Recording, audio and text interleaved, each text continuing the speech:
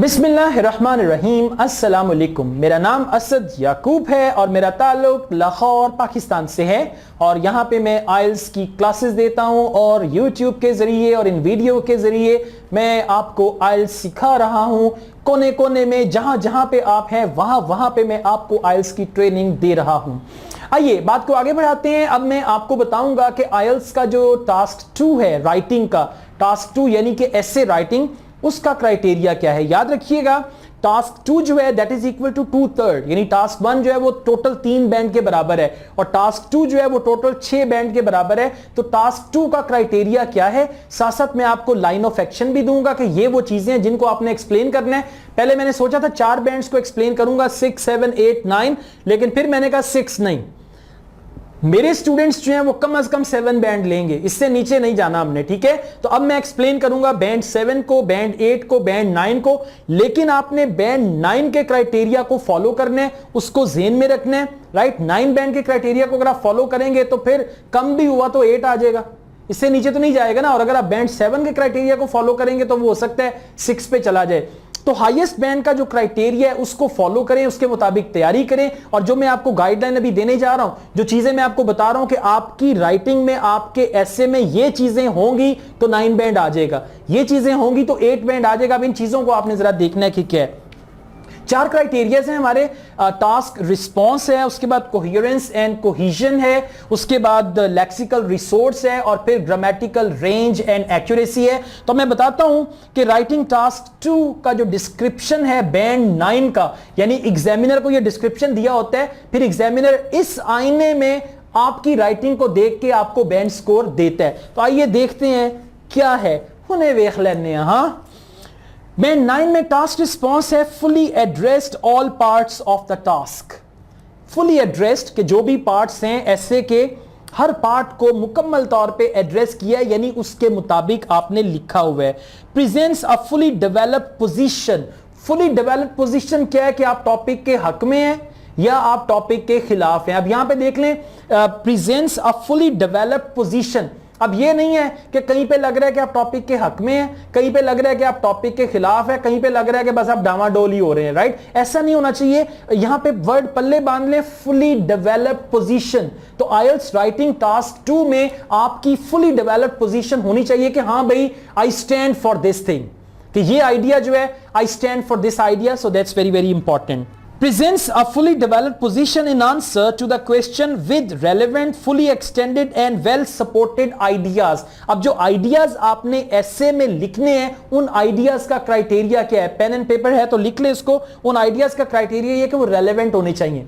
जितने भी आइडियाज आप ऐसे में डाल रहे हैं, लिख रहे हैं, वो रेलेवेंट होने चाहिए, फुली एक्सटेंडेड होने चाहिए। आपने उस आइडिया को खोला, एक्सप्लेन किया, यानी उस आइडिया को आपने डिटेल में जाके एक्सप्लेन किया, लेकिन वो डिटेल में जाके किताब नहीं लिखनी।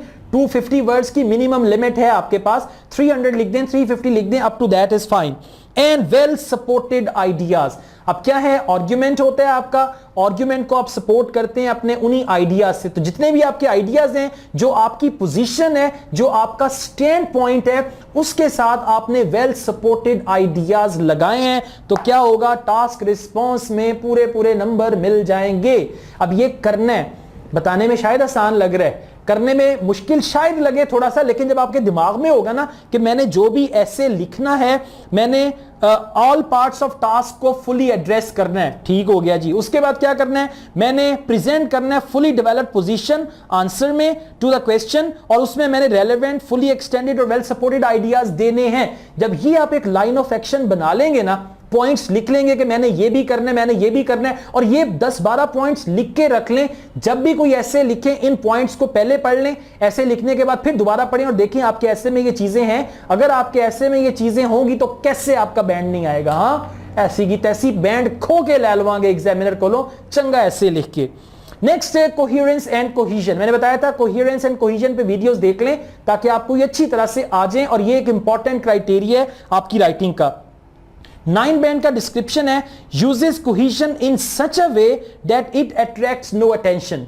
कि आपने कोहेजन इतने अच्छे तरीके से लिखी है कि लग नहीं रहा कि ये आपने एक्स्ट्रा बीच में जो है कोई चीज डाल दी है, राइट। मैंने एक एग्जांपल दी थी, एक स्टूडेंट ने ढेरों वर्ड्स इस तरह के डाल दिए जिनका कोई तुक नहीं बन रहा था, कुछ समझ नहीं आ रही थी, लेकिन वो वर्ड्स उसने वहां पे ठोंसे हुए थे। तो अगर आप इस तरह वर्ड्स ठोंसेंगे तो वो अट्रैक्शन जाएगी, अच्छा ये वर्ड यहां पे क्यों आया, यानी ऐसे तरीके से आपने वो वर्ड्स फिट करने हैं कि इट अट्रैक्ट्स नो अटेंशन, कि पता ही ना चले कि वर्ड्स आए वो उसके अंदर मिक्स्ड हुए हो, पता चले कि हाँ it's the part of the sentence. आपके जो वर्ड्स आपने लगाए हैं कोहेरेंस और कोहेजन के लिए, they should be the part of the sentence. And skilfully manages paragraphing. Paragraphing is very important, मैंने दूसरी वीडियो में भी बताया था। Skilfully you have to manage paragraphing. अगर 5 पैराग्राफ ऐसे में लिखने हैं तो 5 लिखे, मैंने एक वीडियो में ऐसे राइटिंग का सारा बताया, वो वीडियो जरूर देखिएगा, that video will actually help you with that, right. So skilfully manages paragraphing, it's that. Next है जी lexical resource. Vocabulary band 9 writing task 2 के लिए क्या होनी चाहिए? Uses a wide range of vocabulary. Wide range होनी चाहिए, इन्नी जी वोकैबुलरी नहीं होनी चाहिए, एनी भी नहीं होनी चाहिए, राइट। बस इतनी हो कि आपको वर्ड्स रिपीट ना करने पड़े, एक ही बात को कहने के 3-4 तरीके आते हो, स्ट्रक्चर्स मुख्तलिफ हो and all that. Range of vocabulary with very natural and sophisticated control, कि आपको कंट्रोल भी है कहां पे कौन सा वर्ड लगाना है, राइट। बात का जो आप हिंदी बोलते हैं ना, उर्दू बोलते हैं, पंजाबी बोलते हैं, आपको पता होता है कि कौन सा वर्ड कहां पे कैसे लगाना है, और आपका वर्ड्स पे कंट्रोल भी होता है, अपनी बात को आप घुमा भी देते हैं बात का। तो ये चीज है यहां पे। And of lexical features, rare minor errors occur only as slips, कि जी एकदम वो स्लिप हो गया तो ये बात निकल गई, तो एरर्स की जगह जो है, यानी एरर्स के लिए there is minimum room in band 9 also. Band 9 में भी उनको 100% नहीं चाहिए, 99%, 98% भी चलेगा, तो आपको बैंड 9 मिल जाएगा। और लास्ट है ग्रामेटिकल रेंज एंड एक्यूरेसी। अब यहां पे क्या है, ग्रामर मैंने बताया था, स्ट्रक्चर्स आपने सीखने हैं। अब ये वो चीजें हैं जो आपने करनी है, वीडियो देखने से बैंड नहीं आएगा, बैंड आएगा जब आप वो चीजें करेंगे जो मैं आपको बता रहा हूं।